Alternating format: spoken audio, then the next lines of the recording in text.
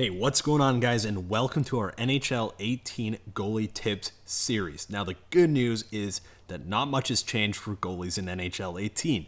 The bad news is not much has changed for goalies in NHL 18. Goalies are in a very good spot as it is at the end of NHL 17. With the exception of some bugs that have been plaguing us for a while, the tuning is pretty good. We're hoping that EA will have the time and resources to tackle some of these bugs for full release and throughout the year, but let's get started on the basic tips. So let's start by setting up your goalie. Head into the controls menu and start by choosing between the default and the alternate control scheme. The default control scheme was new in Next Gen Hockey and puts butterfly on R2 or right trigger and hug post on L1 or left bumper and the precision modifier on L2 or left trigger. The alternate control scheme is the same as the old gen controls with L2 and left trigger as butterfly or right trigger and R2 as hug post.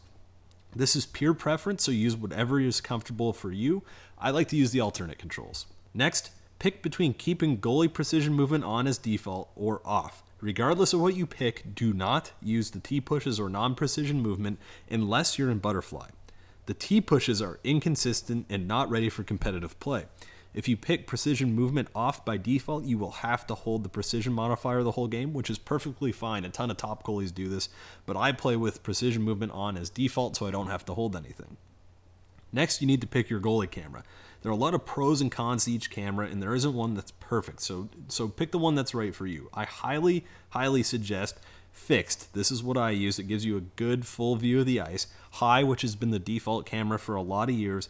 Zone, which is basically the old Custom 3 camera, or Overhead or Classic, which is the skater camera. Again, these are pure preference, and I prefer a more zoomed in camera like fixed, where I can still see the whole ice, but I'm close enough to kind of pick up on my skater cues and see what I'm leaving open.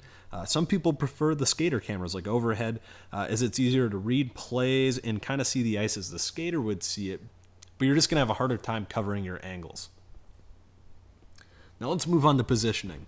My advice for you is to stay more centered than you think. Every new goalie wants to play super aggressive, but that doesn't work in competitive ESHL or really in real life anymore. You don't have to come out any further than the edge of your crease. The most you'll have to do is come right up to the top when a skater is in the slot looking to snipe you. Remember, the further away the puck carrier is, the less you have to move to track him, so be patient. When the puck is in the high slot, you should be somewhere near the top of your crease in the middle. When the puck is at the points, you don't need to come very far out. Just stay square to the shooter and be about at medium depth.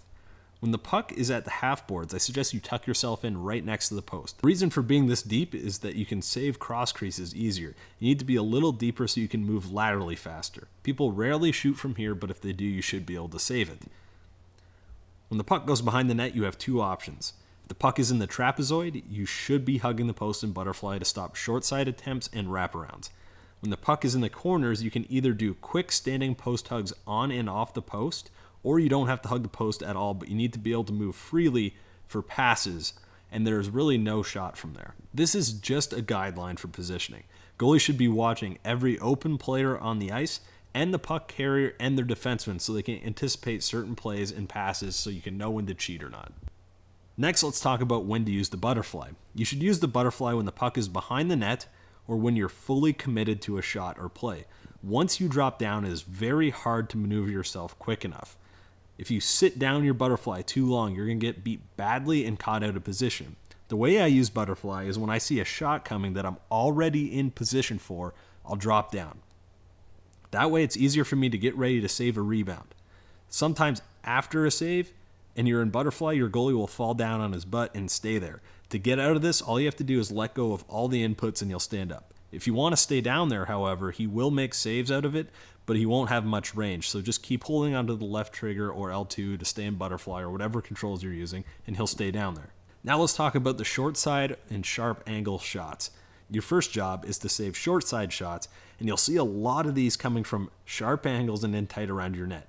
The best way to save these, if you're not already hugging your post, is to just stay standing and move in front of the post. So overplay that post.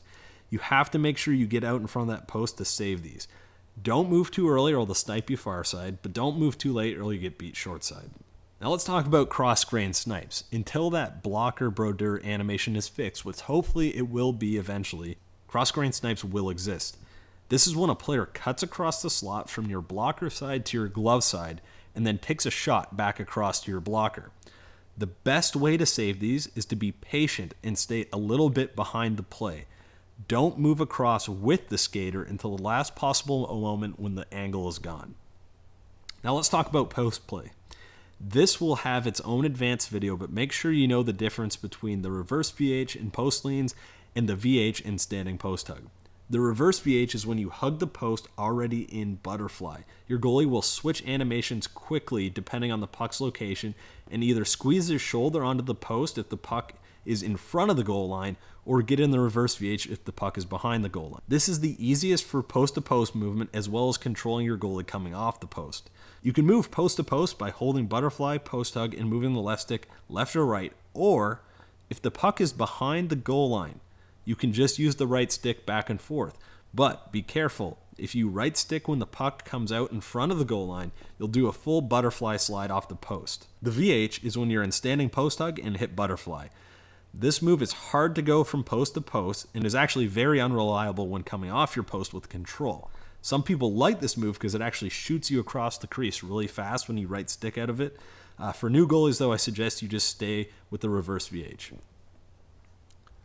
Now let's talk about the right stick butterfly slides. The right stick left and right performs an aggressive butterfly slide that is useful when you're caught out of position or already stuck down in butterfly, and even sometimes on rebounds.